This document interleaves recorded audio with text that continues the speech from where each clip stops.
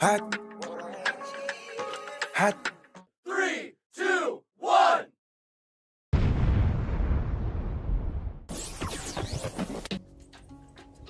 Hey guys, and welcome to our podcast, Hot Topics, where we give you the latest, the most trending, and of course, the most interesting topics in the country. My name is Celine Campbell, and sitting in with me today is our co-host, Danielle Thomas. Danielle, thanks for coming. Alright, so guys, today we'll be talking about cancel culture. So Danielle, the other day I was reading an article, and it's saying that cancel culture is very effective. It is very effective in combating racism, sexism, and other harmful or wrongful doings, right? So, tell me, have you ever heard of it? Yes, but every time I hear about cancel culture, it's normally something negative or bad. It's never anything positive. Well, yeah, that happens for real, but in its purest form, cancel culture was created to break previously held beliefs. So over time, it kind of morphs into something else. Eventually, because when you realize, the least or the smallest things nowadays, people are getting cancer for. They just need to post something, somebody share it, and boom, they get cancer. So let's put it into the Jamaican context. Do you remember that audio that was going around on social media about the black seven-seater? Well, it was really, if you recall, it was a lady sending out a voice note regarding what had happened to her friend. So it's like she take a normal taxi just like how it goes on the road, and finding a taxi.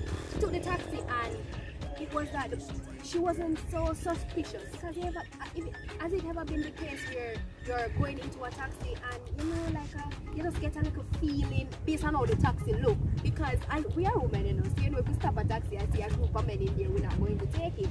So with her case was when she was actually in the taxi. So she saw another woman in the taxi. Another woman was in the taxi. Yeah.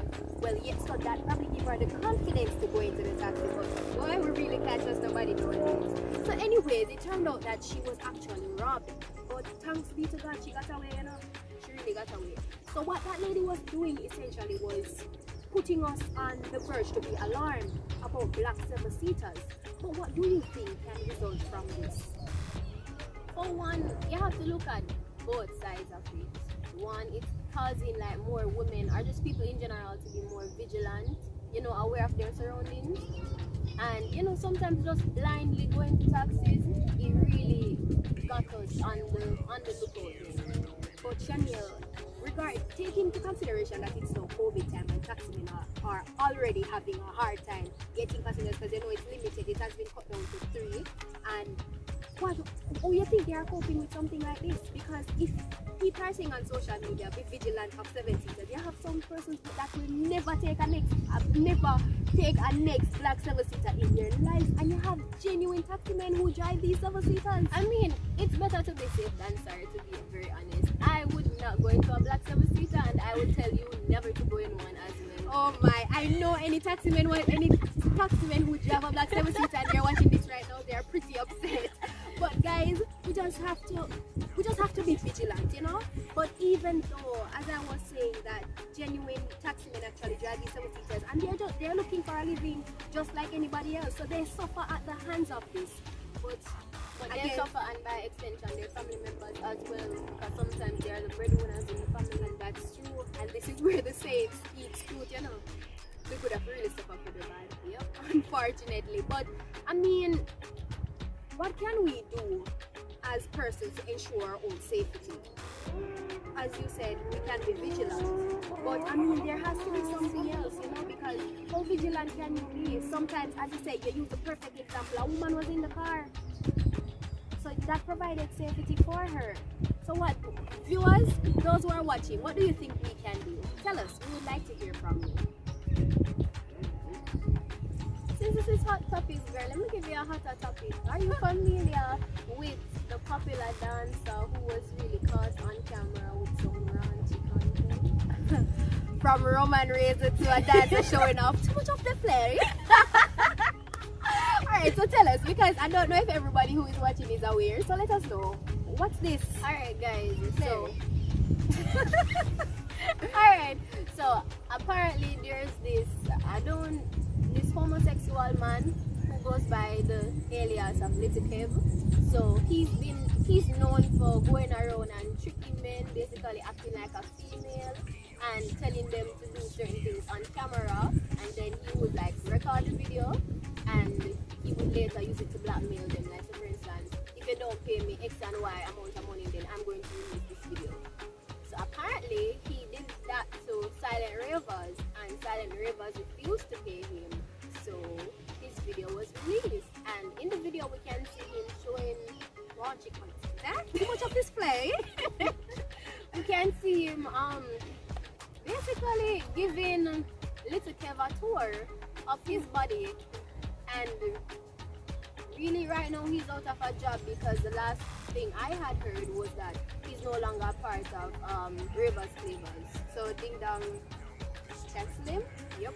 And that's the thing, you know, Along with the rest of Jamaica, big post, repost, share. And that's the thing. Cancel culture can be so damaging to a person's reputation. I mean, I am not going to give a personal view on the issue, right? But let's say it is his life. He decides that he wants to do what he pleases. However, look at where it has brought him now, because now you're saying he's out of a job.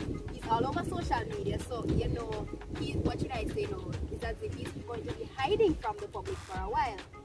Because knowing Jamaicans and all Jamaicans stay, they just want steam up. We create one bag of excitement. yes, but then we have to look at different things, because look at it. Remember, you know, he's a part of this business, because it is a business essentially with Ding Dong as the head.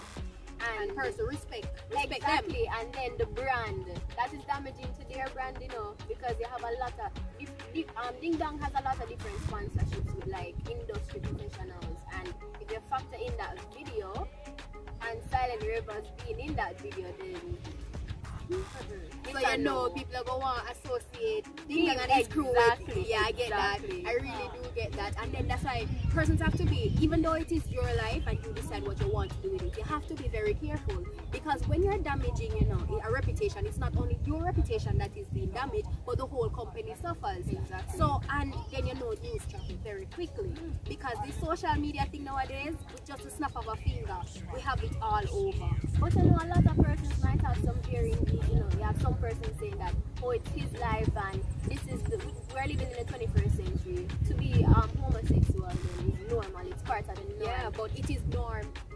I would say that it being norm, it depends on the context where it's happening, because in Jamaica we bash that, right? Exactly. So that's a no-no for us. However, let's say in another country where it would be acceptable, so things like that, you do what you want to do behind closed door, but you make sure that things like this don't. You try your best, because I'm sure that he didn't want this to come out. So you try your best to keep things like that behind closed door, because you know what it can do. You know what it can do to you. So persons are saying that, all right, maybe cancel culture is effective here. Yeah, but cancel culture really has some pros to it, because for one, with the whole Silent River situation, you have persons who are going to be more vigilant now while browsing, or not really browsing, but like being on social media. What they use the media to do. Exactly. Yeah. Because you have persons who are very deceptive on the media, like Little Kev, who was unknowingly videoing Silent Ravers. Yeah, and then you have to look at it, you know. Young people nowadays, not even young people, but everybody, because in the 21st century we have become so dependent on technology. So it's like we feel like the media needs to know everything. Yeah, everything. So we go in here, let's video, and you know, we just feel like, say, there's nothing that we can do nowadays without having to take a picture, post it, or something. So when people do this, what's really the purpose? Is it just to show off, or you know? Yeah. But then at the same time, it is what it is, and as technology advances and develops, we are going to become dependent. So the thing is, we just need to be careful of the things we post on social media and the things we do on social media, because it might just come back to haunt us. But guys, this is just our opinion. Hashtag no cancel me. Period.